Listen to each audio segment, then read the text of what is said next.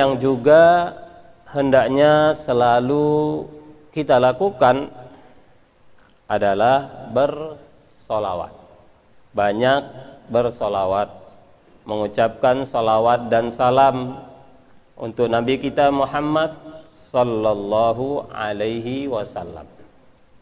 Dan solawat itu tentu banyak kalimatnya atau bentuk lafadznya. Yang intinya kita mendoakan solawat dan salam. Bagaimanapun bentuk lafadznya maka dibolehkan. Tidak harus sallallahu alaihi wasallam atau seperti tadi yang saya baca panjang. Tidak mesti seperti itu. Intinya kita mendoakan salawat dan salam untuk Nabi kita Muhammad sallallahu alaihi wasallam. Ada satu hadis yang diriwayatkan oleh Imam Abu Daud, hadis sahih. Nabi pernah mengatakan, "Inna afdhala ayyamikum yaumul jumu'ati." Sesungguhnya hari yang paling utama, hari-hari kalian yang paling utama adalah hari Jumat. Ini hari apa? Hari Jumat. Hari Jumat. Kalau hari di dalam Islam itu dihitung dari maghrib. Ya, masuk maghrib sudah masuk hari. Tadi maghrib berarti sudah hari Jumat. Nah, ini malam Jumat. Jadi malam Jumat itu sudah hari Jumat. Sudah dihitung hari Jumat kalau hari Islam. Kalau hari umum jam berapa? Jam 12 lewat ya. Nah, kalau Islam sudah masuk tanggal dia. Jadi ini sudah hari Jumat. Kata Nabi, hari paling utama hari kalian itu hari Jumat. Alhamdulillah kita berada di hari yang paling utama dalam sepekan, hari Jumat. Kemudian Nabi ajarkan beberapa amalan, di antaranya kata Nabi, fa'aksiru alayya minas salati fihi. Maka banyaklah kalian bersolawat untukku pada hari Jumat itu. Nah, inilah hari Jumat ini, malam ini kita dianjurkan Nabi banyak bersolawat. Padahal di hari-hari lain pun dianjurkan juga. Kenapa di hari Jumat ada penekanan? Karena memang para jemaah prinsipnya setiap hari yang istimewa, hari yang mulia, maka amalan ibadah apa saja yang kita lakukan di hari tersebut, ibadah itu menjadi lebih utama, memiliki nilai lebih, pahalanya lebih banyak. Begitu. Nah, jadi melakukan ibadah pada hari-hari istimewa itu dianjurkan. Berselawat kapan saja pahalanya besar. Namun kalau dilakukan di hari Jumat, di malam Jumat itu lebih besar lagi. Karena hari Jumat hari paling utama. Nah, begitu. Ini salah satu ajaran dari Nabi Shallallahu Alaihi Wasallam. Jadi jangan heran, jangan merasa aneh kalau ada orang lebih bersemangat melakukan ibadah, zikir dan apa saja di hari Jumat. Ya memang seperti itu harusnya. Karena hari Jumat itu tidak sama dengan hari Kamis, tidak sama dengan hari Rabu, apalagi hari Minggu. Jumat itu yang paling istimewanya. Nah, jadi kata Nabi, maka banyaklah kalian bersolawat kepadaku. Begitu juga semua ibadah yang lain. Baca Al-Quran, kalau kita baca di hari Jumat, dia punya nilai lebih. Membaca Al-Quran, satu huruf pahalanya 10. Kalau kita baca surat yang panjang, umpama surat Al-Kahfi, berapa itu pahalanya? Nggak terhitung ya. Kapan saja, di hari apa saja kita baca, pahalanya sangat banyak. Kalau kita baca di hari Jumat, mulai dari malam ini, malam Jumat, lebih banyak lagi pahalanya. Maka sampai-sampai Nabi menganjurkan khusus tuh tentang surat Al-Kahfi. Ya, dianjurkan dibaca di malam Jumat, di hari Jumat. Kenapa? Karena memang begitu. Tidak hanya surat Al-Kahfi. Nabi tidak khususkan hanya itu. Itu salah satu penekanan. Surat apa saja kita baca di malam ini, maka nilainya lebih. baca surat Yasin, itu pahalanya luar biasa. Di hari apa saja? Yasin 2 huruf. Berarti berapa pahalanya? 20. Baru baca Yasin. Kalau dibaca di malam Jumat seperti hari ini, lebih banyak pahalanya. Jadi kalau ada saudara kita yang baca surat Yasin malam Jumat, pahalanya besar. Tidak salah sama sekali. Karena memang melakukan ibadah, membaca zikir pada malam istimewa, pahalanya menjadi istimewa. Semuanya, apakah surat Yasin atau surat yang lain, boleh dan sangat dianjurkan. Ya. Yang salah itu kalau kita baca satu surat, kita nggak mau lagi surat lain. Nah, itu baru tidak tepat. Ya, kalau kita baca Yasin, tentu kita baca juga surat yang lain. Itu sangat bagus sekali. Ya, sangat bagus. Nah, demikian para jemaah tentang bahwa melakukan satu ibadah pada hari tertentu itu punya nilai lebih. Ya. Begitu juga pada tempat tertentu. Itu juga punya nilai lebih kalau tempat itu istimewa. Kalau terkait tempat paling istimewa di muka bumi ini tentu masjid. Masjid itu tempat paling mulia. Rumah paling mulia adalah masjid. Oleh karena itu masjid juga dikatakan sebagai rumah Allah. Berarti rumah paling mulia.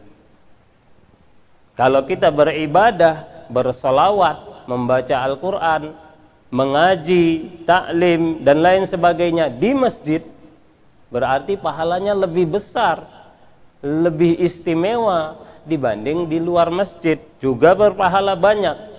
Namun kalau di masjid lebih, ada nilai lebih. Itu dia. Apalagi sudah di masjid malam Jumat. Masya Allah, ini panitia bagus sekali nih. Cari waktunya, ya, itu terkumpul banyak keistimewaan. Tempat atau suatu benda, sesuatu yang sangat istimewa, sesuatu yang sangat mahal, sangat mulia, sangat dihormati, sangat diagungkan, itu biasanya digambarkan atau dilambangkan dengan mahkota. Mahkota itu kan sesuatu yang sangat mahal, ya kan? Sangat istimewa. Saking agungnya, mahalnya, istimewanya, dia diletakkan di mana? Di kepala. Itu mahkota. Bahasa Arabnya mahkota itu tajun. Bahasa Arab, taj. Itu artinya mahkota, sesuatu yang sangat mahal, sesuatu yang sangat istimewa, yang paling istimewa dari benda yang kita miliki, namanya tajun, mahkota. Benda yang sangat istimewa, tempat yang sangat istimewa, paling mulia, paling diagungkan, paling dihormati dan disucikan di kampung ini kampung apa namanya? Kampung Madras, ya. Tempat paling istimewa, paling suci, paling diagungkan di kampung Madras, itu bahasa Arabnya Tajul Madras. Itu bahasa Arab. Maka luar biasa nama masjid ini. Ya, Tajul Madras. Artinya di kampung ini yang paling istimewa, bangunan paling suci, paling megah, paling kita kagumi, bukan yang tinggi sana itu, tapi masjid. Salah satunya ini masjid yang ada di kampung Madras.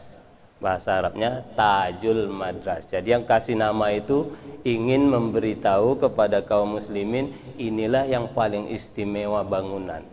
Bukan yang tinggi-tinggi itu, tapi masjid. Nah, beribadah kita di masjid, bersolawat di malam Jumat, ini pahalanya luar biasa. Ya, jadi para jemaah yang dimuliakan oleh Allah, itu selalu bersyukur, itu selalu, dan juga bersolawat untuk Nabi kita Muhammad sallallahu alaihi wasallam juga selalu. Nah, kajian kita akan mempelajari kitab yang ditulis oleh seorang ulama besar,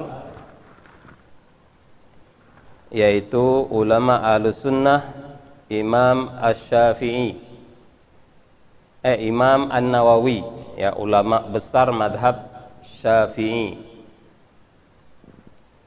Imam An-Nawawi, beliau menulis kitab judulnya Riyadhus Shalihin, taman orang-orang yang soleh, taman orang-orang yang soleh. Ini luar biasa ini judulnya nih, ya. Kenapa kitab ini dikasih judul itu? Karena isinya ilmu semua, dan ilmu, majelis ilmu, kata Nabi, raudhatun min riyadil jannah. Masya Allah, kita ini majelis ilmu di masjid lagi, malam Jumat lagi, itu taman dari taman-taman surga. Maka bersyukur kepada Allah dikasih nikmat yang sangat besar, membaca kitab tentang tamannya orang-orang soleh. Karena isi dari kitab ini adalah ayat-ayat Allah dan hadis-hadis Rasulullah Sallallahu Alaihi Wasallam. Yang pertama di kitab ini beliau bawakan tentang babul ikhlasi wa ihdarin niyati, tentang bab tentang keikhlasan dan menghadirkan niat. Ini yang paling pertama di buku ini, yang ditulis oleh Imam An-Nawawi, ya. Kenapa? Dan banyak, ya, mayoritas ulama atau banyak ulama menulis kitab yang pertama tentang ikhlas. Itu sangat sering ulama-ulama besar kita mendahulukan penjelasan tentang pentingnya ikhlas. Kenapa demikian? Karena semua amal ibadah yang kita lakukan jika tidak ikhlas, maka tertolak, tidak ada pahalanya sama sekali, sia-sia. Makanya ini penting. Kata beliau, babul ikhlasi. Apa itu ikhlas? Banyak tentu penjelasan para ulama. Di antaranya disebutkan oleh Imam Ibnul Qayyim rahimahullah, kata beliau, al-ikhlasu huwa tajridul qasdi ta'atan lil ma'budi. Ikhlas itu adalah memurnikan niat. Ketika ibadah itu niatnya murni hanya karena Allah, ingin mentaati Allah. Itu ikhlas namanya. Ya, jangan ada campuran yang lain. Kalau dia tercampur, dia niatnya ikhlas karena Allah, namun ada datang bisikan lain tercampur, maka pahalanya berkurang atau rusak, tidak sampai batal. Tapi kalau yang tidak ada ikhlas sama sekali, beribadah bukan karena Allah, itu tidak sah dan berdosa. Ada orang baca Al-Quran tapi sama sekali bukan ingin pahala, bukan karena Allah, supaya dipuji orang. Kalau itu nggak ada pahalanya sama sekali.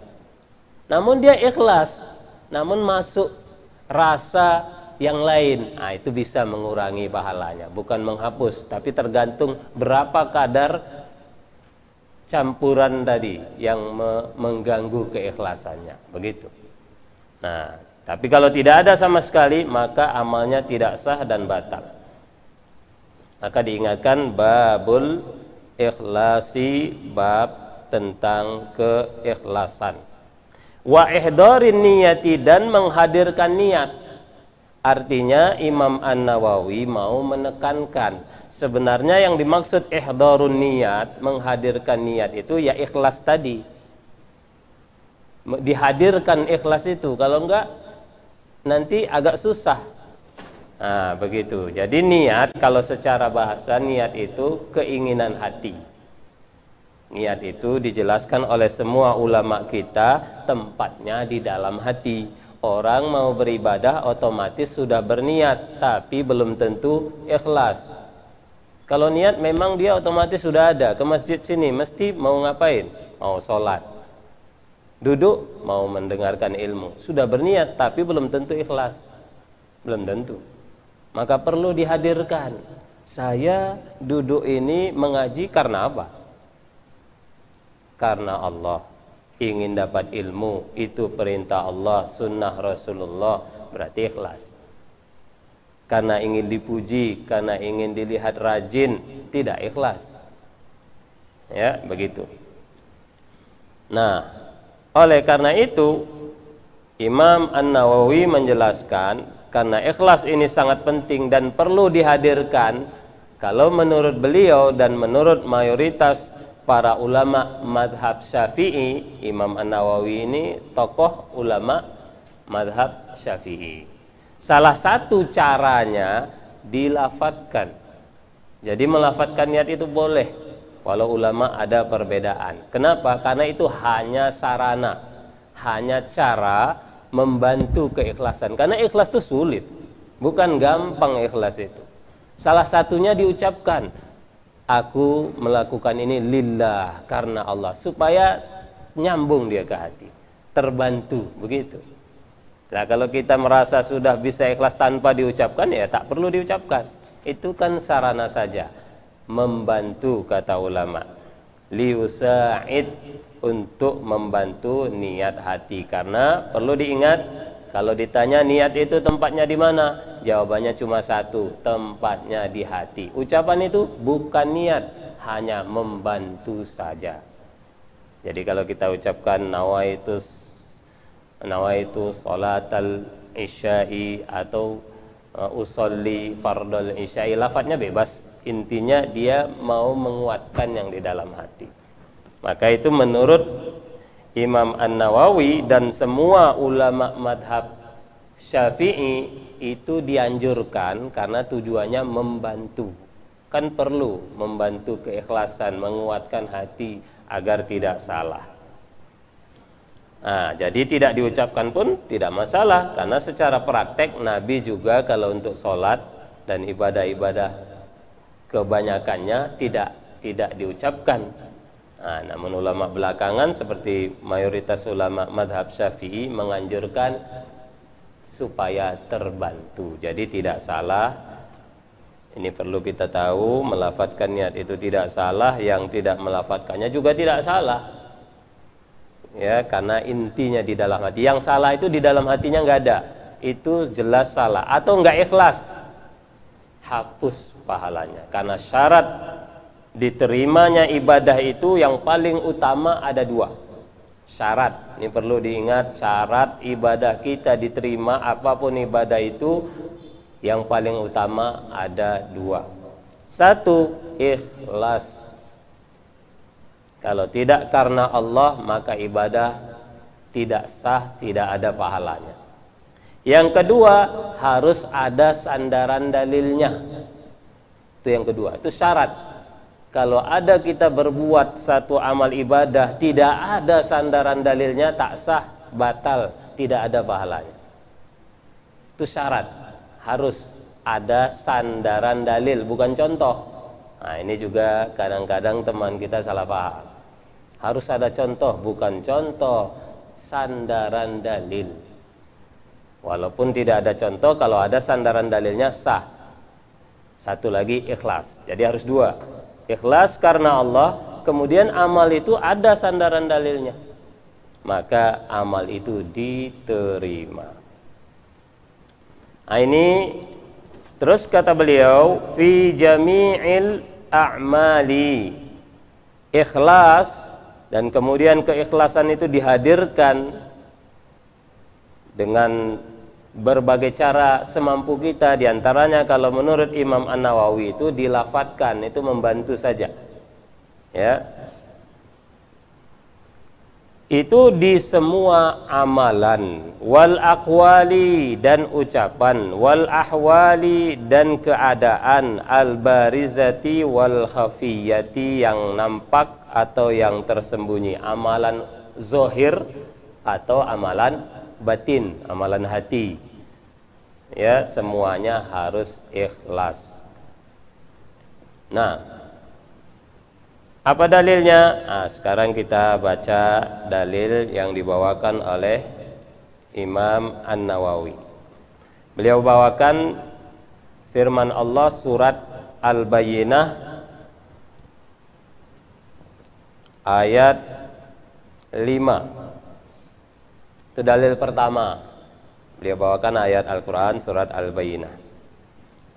Qala Allah Ta'ala, Allah berfirman, wa ma umiru illa liya'budullaha mukhlishina lahuddina hunafa wa yuqimus salata wa yu'tuz zakata wa dzalika dinul qayyimah. Kata Allah yang artinya, dan tidaklah mereka diperintah kecuali agar mereka beribadah hanya kepada Allah dengan ikhlas, mengikhlaskan agama ibadah ini hanya untuk Allah, hunafa, condong kepada kebenaran, dan mereka menunaikan salat, mengeluarkan zakat, dan itulah agama yang lurus. Ini dalil yang pertama. Jadi kata Allah, tidaklah mereka diperintah. Siapa mereka itu? Kalau yang belum masuk Islam disuruh masuk Islam supaya beribadah hanya kepada Allah. Kalau yang sudah Islam, baik itu para nabi atau umat-umat mereka, kita ini kaum muslimin, kan banyak perintah-perintah Allah, ibadah yang kita lakukan. Untuk apa itu? Tidaklah mereka diperintahkan illa liya'budullah, kecuali agar beribadah kepada Allah mukhlisin, dengan ikhlas. Jadi semua perintah di agama ini, anjuran ibadah, tidak lain tujuannya agar dilakukan dengan ikhlas. Kalau enggak ikhlas berarti bukan itu yang Allah suruh, enggak ada gunanya.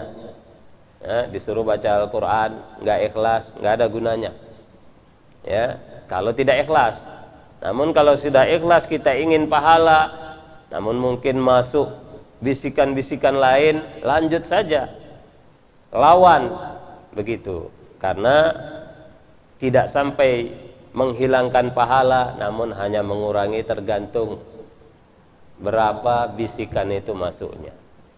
Kalau berubah total, ingin dipuji orang, hilang lagi niat ikhlasnya, ya sudah habis, nggak ada pahala. Nah, demikian. Mukhlishina lahuddin, dengan mengikhlaskan agama ini, ibadah hanya untuk Allah Subhanahu wa ta'ala.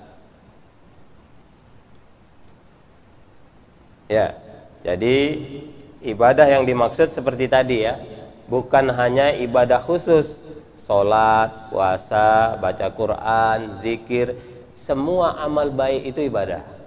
Amal baik kita yang jelas-jelas baik itu bernilai ibadah itu.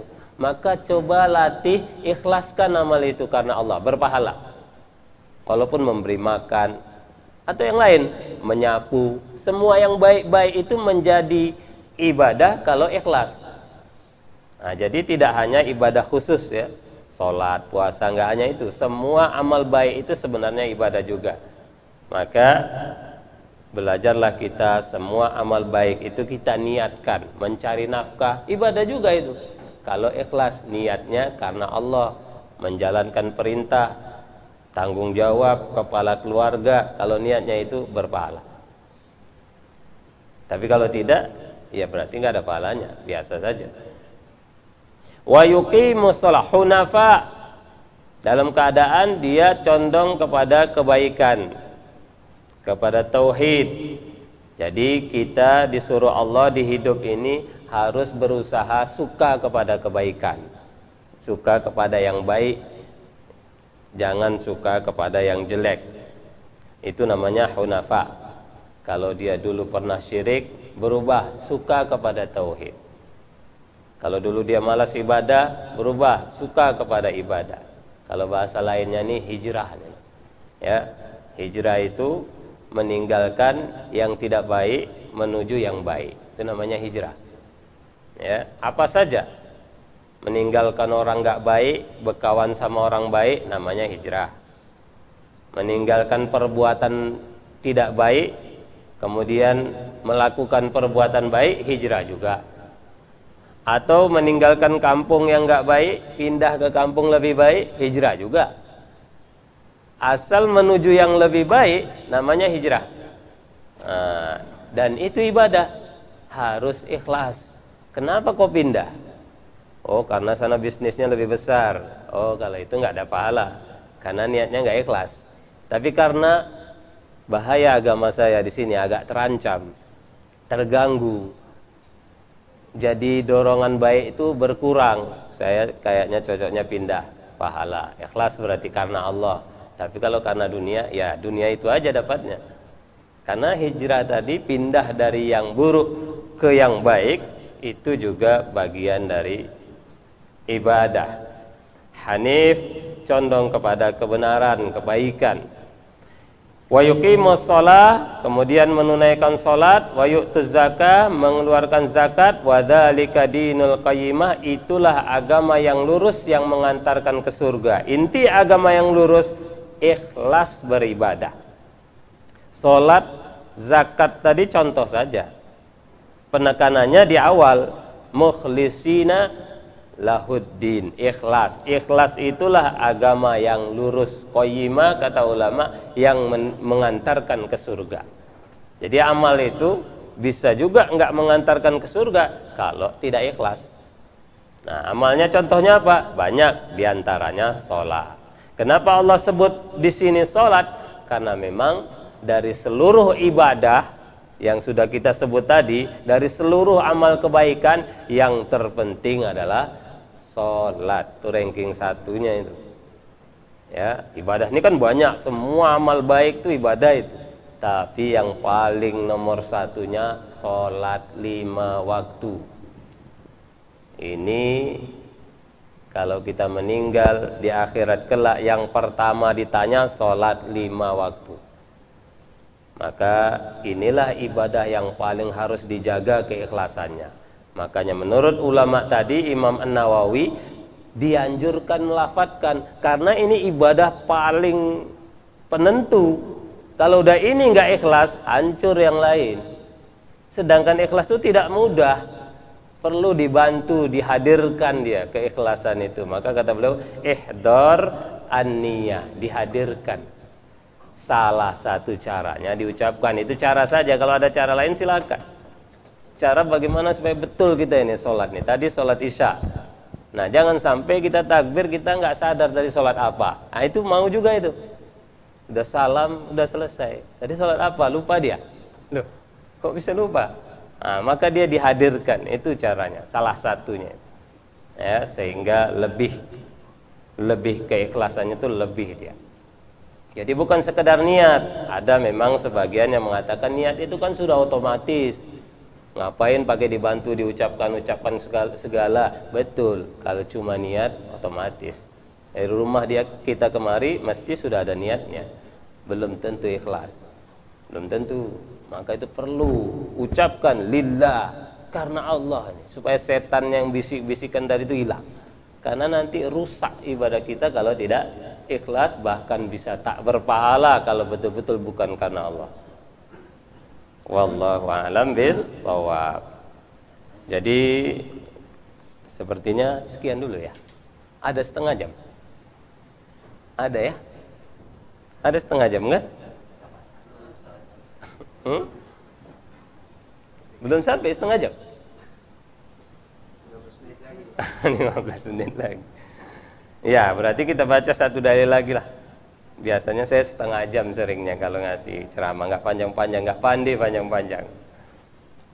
Jadi satu dalil lagi dibawakan oleh Imam An-Nawawi, surat Ali Imran, keluarga Imran. Allah berfirman masih tentang ikhlas. Kata Allah, qala ta'ala, Allah berfirman, lan tanalul birra hatta tunfiqu mimma tuhibbun wa ma tunfiqu min syai'in fa innallaha bihi alim. kalian tidak akan mendapatkan kebaikan yang sempurna sampai kalian menginfakkan apa yang kalian suka. Dan apa yang kalian infakkan dari sesuatu apapun, maka sesungguhnya Allah Maha mengetahuinya. Contoh lagi tadi sholat, zakat, sekarang kurban. Kurban ibadah lagi. Nah, berkurban.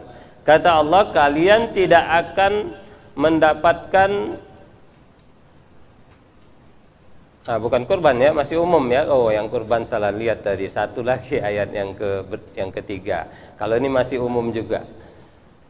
Kalian tidak akan mendapatkan kebaikan yang sempurna sampai kalian menginfakkan. Oh, masih tentang infak. Apa yang kalian suka. Nah, ini penting juga, tambahan ilmu juga.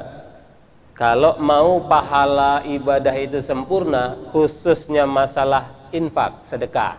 Mau sedekah, membantu. Kalau mau pahalanya sempurna, kata Allah, harus yang kalian beri itu yang kalian suka. Umpama kita mau beri apa? Beri harta biasanya itu apa? Benda gitu ya. Harta, benda, pakaian atau apa. Kita mau beri saudara kita. Tanya dirimu sendiri, kamu pakaian itu suka nggak? Kalau udah nggak suka, tapi masih bagus, pahala juga, tapi nggak sempurna pahalanya.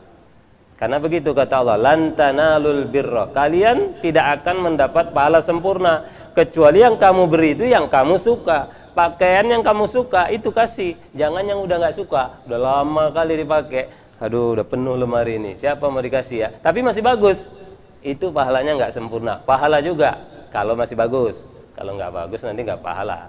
Itu namanya melecehkan orang. Begitu juga yang lain, kendaraan atau apa kita mau kasih. Kalau kita udah nggak suka baru kasih orang, kalau memang itu masih bagus tetap berpahala, namun tidak bisa sempurna pahalanya. Karena kamu sudah tidak suka, kenapa baru kasih? Nah, ngasih itu yang kita masih suka sekali, baru sempurna pahalanya. Ya.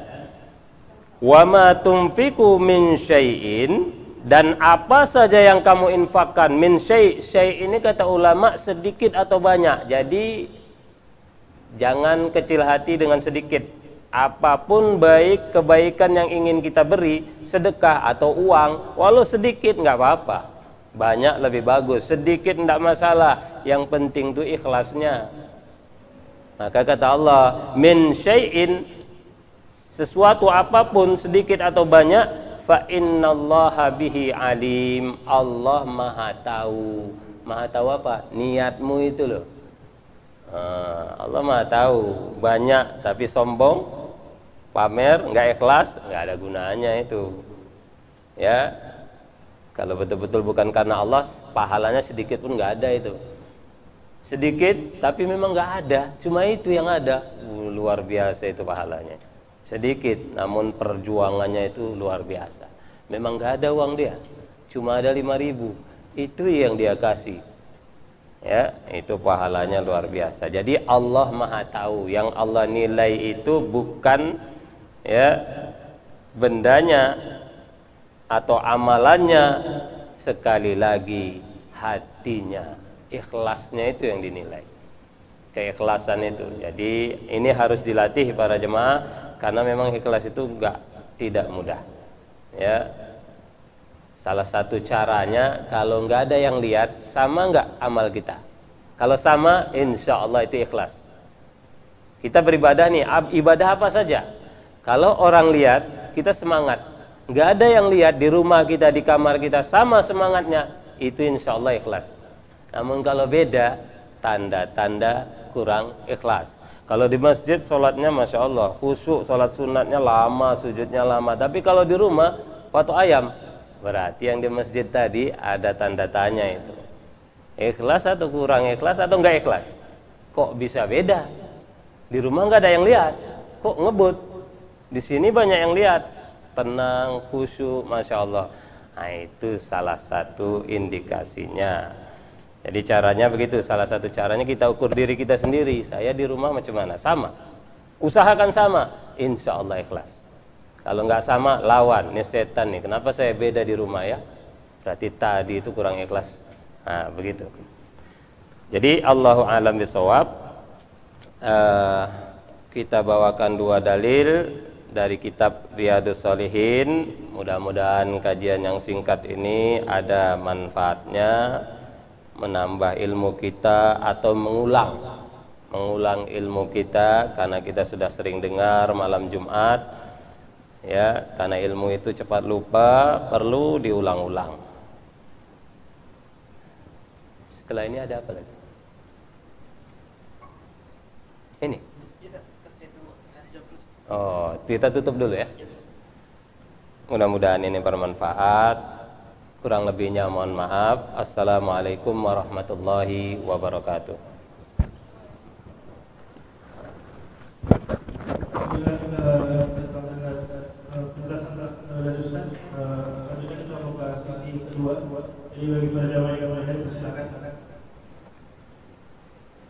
Ada tanya jawab gitu? Saya nggak biasa tanya jawab.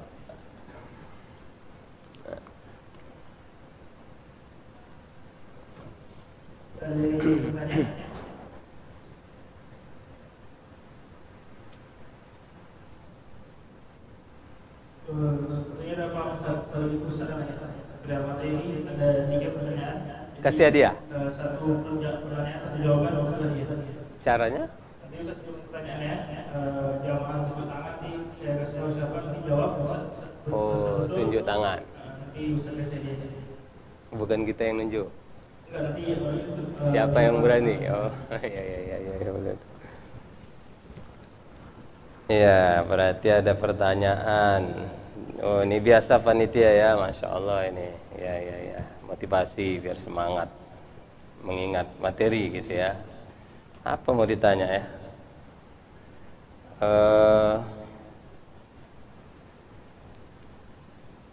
Jadi nggak ditunjuk orang ya?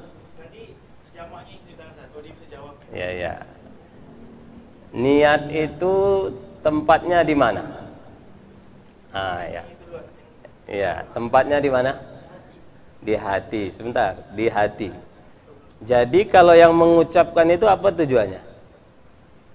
Kan ada usolli diucapkan gitu. Hah? Oh, biar kuat. Jadi ucapannya itu bukan niat. Ya, itu jawaban yang bagus. Jadi itu sarana saja ya, ucapan itu hanya membantu saja. Nah, jadi bukan niatnya. Ada orang kan bilang ucapan itu berarti udah nggak niat lagi loh. Itu bukan niat, ucapan itu bukan niat. Niat itu di sini. Salah ucap nggak pengaruh. Umpama nih kita sholat zuhur, usolli, dia sholat zuhur. Namun dia lupa, dia baca usolli fardol asri. Padahal niatnya sholat zuhur. Ucapan salah itu tidak masalah, karena itu bukan niat. Silap atau salah ucap nggak apa-apa. Yang penting hati saya mau sholat zuhur, walaupun terucapnya asar, karena itu kan sarana saja, pendukung saja, nggak ada penentu, bukan penentu, membantu saja. Kalau itu salah ya tidak masalah. Yang di sini salah baru rusak. Kalau saya sholat zuhur di hati niatnya asar, loh itu ganti itu. Ulang sholatnya, kamu udah salah sholat. Loh ini zuhur kok kamu niatnya asar. Nah niatnya itu, makanya dia perlu dibantu supaya nanti nggak salah. Karena ada sholat yang sama kan, zuhur asar ini kan mirip. Kadang-kadang mau silap nih, tadi asar atau zuhur ya. Nah itu rawan itu. Maka itu gunanya niat. Ya, pertanyaan yang berikutnya.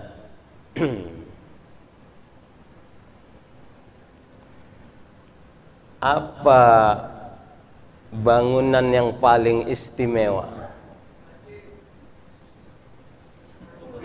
Ada perempuan, ada yang akhwatnya juga. Apa bangunan rumah yang paling berharga dan paling istimewa? Oh, pertanyaan yang lain. Iya. Oh, tunjuk tangan dulu, jangan jawab. Iya, betul. Iya.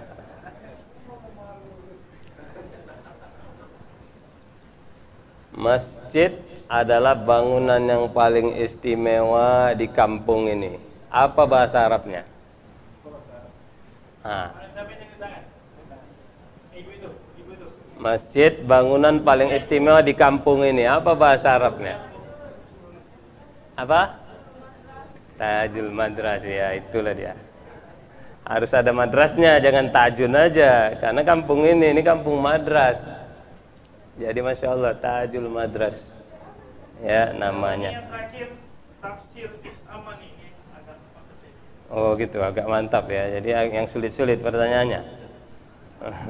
Gitu, masya Allah. Ya.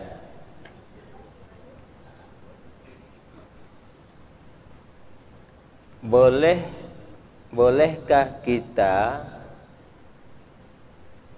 malam ini baca surat Yasin? Siapa yang mau siapa yang mau jawab? Tunjuk tangan. Masih ada lanjutannya? Iya. Yang mana? Kenapa boleh? Karena? Ya. Iya, boleh dan bukan hanya boleh, bahkan pahalanya lebih. Karena malam Jumat ini malam yang lebih istimewa.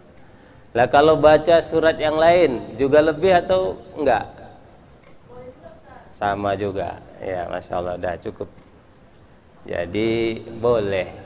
Kita istilahnya itu melebihkan. Ya, kita lebihkan waktu tertentu itu. Kalau istilah lainnya dikhususkan, boleh. Tiap malam Jumat dia baca surat Yasin, baca Al-Kahfi, banyak kali ibadahnya kalau malam Jumat. Loh, Anda kok malam Jumat Anda khususkan? Karena istimewa malam ini.